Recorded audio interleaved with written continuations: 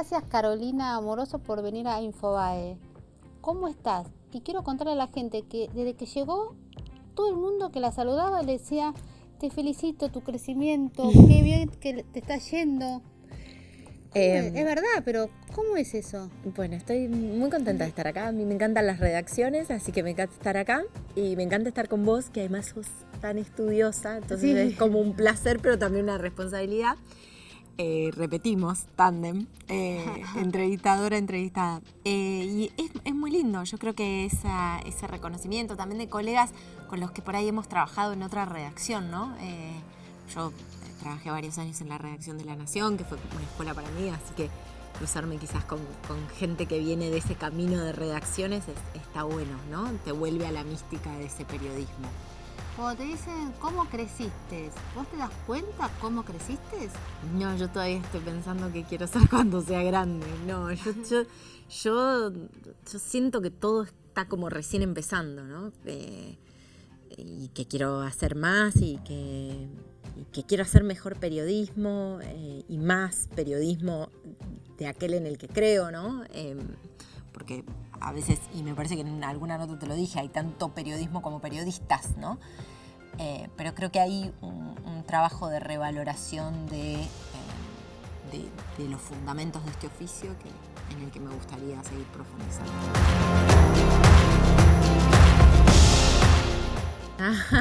¿Qué quiero ser cuando sea grande? Mira, yo tengo mucha admiración por las Oriana Falachis, por Oriana Falachi, pero las Oriana Falachis, digo, las que trabajan en el territorio. Y pongo como referencia a mujeres porque tengo algunos ejemplos muy claros, ¿no? Me parece muy interesante la carrera que hizo Cristiana Mampur, el camino que está haciendo Clarissa Ward. Me parece que son todos faros de un periodismo con mucha territorialidad, de un periodismo de historias, sobre todo entendiendo que los grandes temas o algunos de los temas más complejos que atraviesan la agenda mundial tienen que ver con las historias o se sintetizan bien en las historias. Y sobre todo creo que hay un lugar para un periodismo que vuelva a una función social muy clara y un periodismo cada vez más humano, hasta te diría humanitario. Yo creo en un periodismo humanitario, si es que existe tal categoría.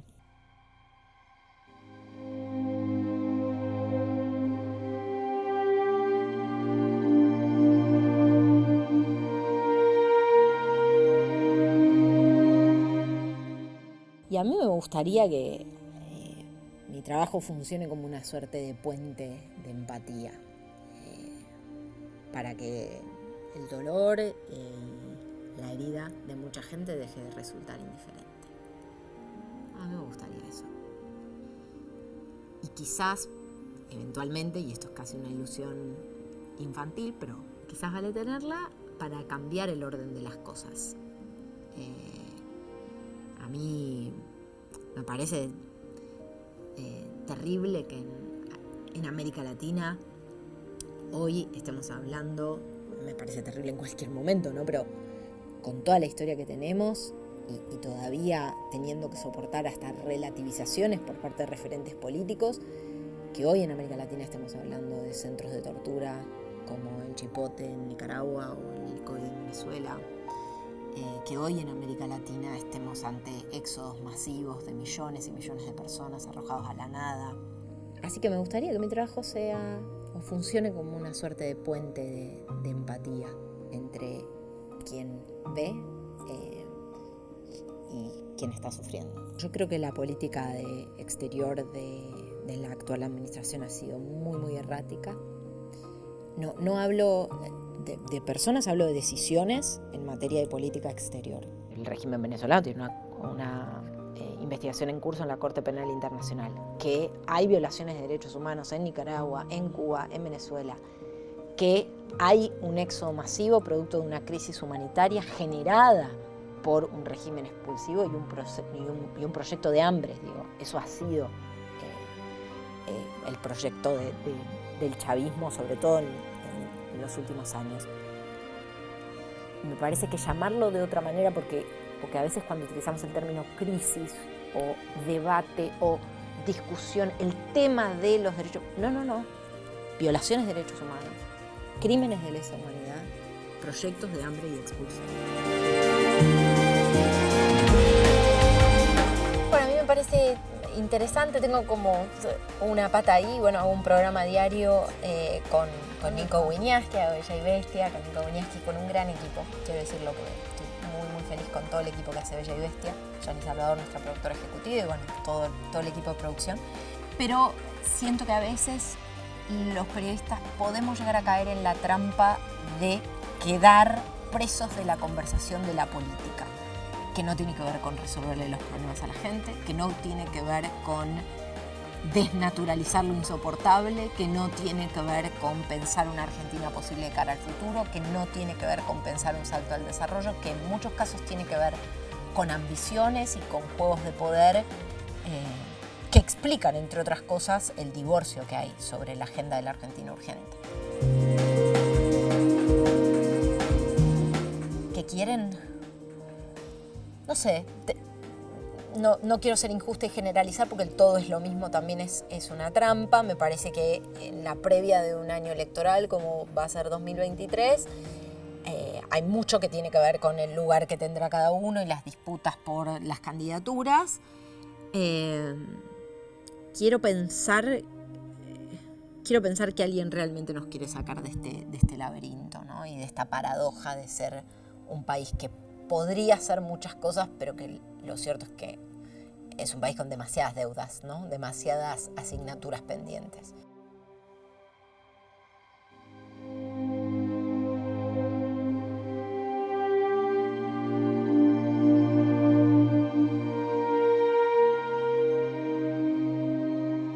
Mira, varias cosas. A mí siempre me gustó mucho estudiar y me resulta fácil, accesible, digamos, como fácil, accesible, digo, en definitiva no tiene mucha ciencia, son horas silla, ¿no? Pero siempre me gustó mucho estudiar. Después me parece, y en esto no sería sobreestimarme decir que para mí no pesó el factor suerte. Yo he tenido la suerte y el privilegio de que hubiera personas que creyeran en algunas instancias en mí y me dieran la posibilidad de tener y adquirir horas de vuelo en experiencias que son muy formativas, ¿viste?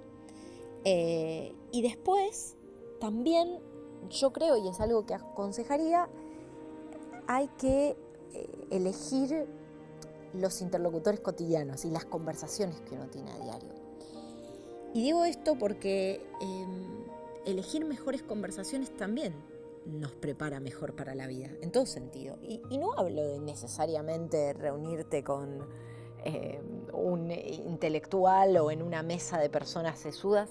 No. Muchas veces las grandes lecciones que aprendes o las grandes revelaciones sobre un tema que te resulta profundamente intrincado aparecen en la forma de una historia de alguien a quien decidís mirar a los ojos, prestarle atención y escuchar, por sobre todas las cosas, con el corazón. Yo creo que una de las cosas que más me ha formado en la vida es poder detectar dónde había una buena conversación y sentarme en la mesa. ¿Te acordás cuál fue la mejor conversación que tuviste? Probablemente con mi madre, todas con mi madre, todas. Sí. Yo vengo de una casa donde se alimentaba mucho eso, la conversación, ¿no? Mis padres, de hecho hace poco, a propósito de un programa especial que se hizo de A Dos Voces sobre el juicio a las juntas, recordé cómo yo era realmente muy pequeña y en mi casa se fomentaba mucho dar la conversación, por ejemplo, sobre temas de derechos humanos, sobre política.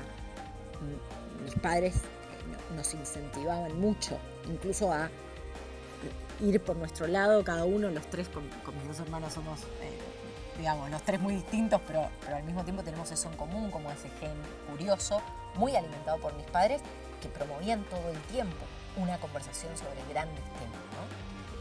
Quizás para invitarnos a trazarnos grandes objetivos, digamos, a hacer cosas que impactaran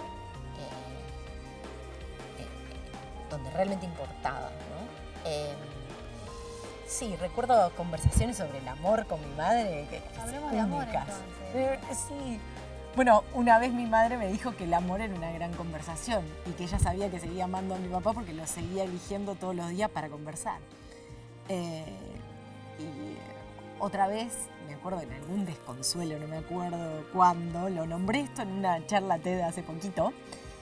Le fui a mi madre con alguna historia que parecía como, bueno, el fin de todo, ¿no? Como cuando uno es adolescente. Pero contá la historia. Y mi madre, algún desamor, Mariana Davano, algún desamor. Porque Celeste, aunque la vida te cueste. Y me acuerdo que ella me dijo, bueno, ¿sabes qué? La situación en ese momento no tenía retorno, ya estaba.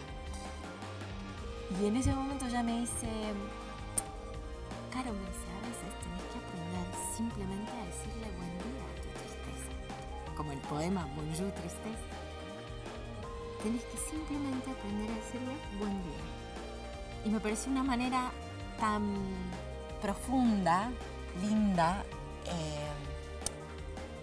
sí, y sensible de entender lo que nos pasa con lo irreparable, pero además cómo la vida se impone con su prepotencia todos los días, pero es una manera tan bella de ponerlo que lo adopté como lema cuando me puede el desconsuelo.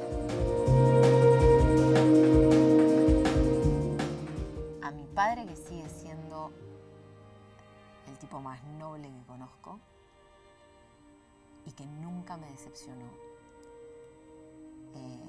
Para mí siempre, bueno, hablando de la brújula, bueno, siempre tuvo el norte claro y nunca me decepcionó. Y a mi madre le diría que es mi persona favorita, porque es mi persona favorita.